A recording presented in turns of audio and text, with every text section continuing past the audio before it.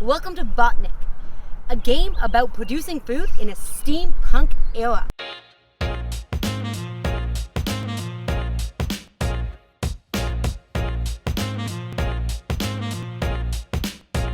Can you produce food and make plants via connecting pipes in the best way possible? Here you are collecting tiles and creating a network of pipes to produce food. Your goal is to connect light-colored tiles together, all connecting back to the main machine. There is a really neat mechanism for drafting tiles where you are having the opportunity to not only get your own tile, but give your opponent a tile. Can you be clever enough to give yourself tiles while maintaining a drought for them? If you can, you may be able to build the biggest and best network in Botnik.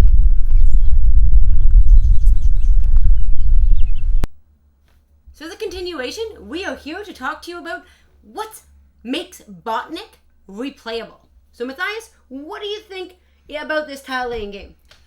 I like it a lot. I like it a lot more than I thought I would. I thought it might be a little bit too light, but there's actually a lot of interesting decisions. I think just jumping right into what makes it replayable is I can set it up. It's a big thing for me. I love setting up games in 2 to 3 minutes, and this one I can just set it up for this type of game. It's ready to roll right away out of the box. And there's interesting decisions throughout. So I grab a tile. I try to keep a tile from Lisa. It's different every time. It's not easy. Like it's hard to master, especially because as I level up, she levels up as well. The neat part of it is the way that tiles get released to you. You're not just drafting a tile like you would be in Carcassonne, or getting a random tile and then having to find somewhere to put it. Here you've kind of strategically planned out what's available to you on your side of the board, and then it all depends on what the next tiles are, whether or not you can release it to yourself, or what's the outcome if you release something to somebody else. Yeah, and I pay attention to your board because if I know you score for sections of 3 of one color, so if I know she's 1 or 2 away from scoring that, I'm going to try to keep that color away from her. Or if she has a certain symbol on the other side of the board, I'm going to try to make sure that she can't release her tile. So yeah, it's definitely like a kind of, it's more strategic than you would think.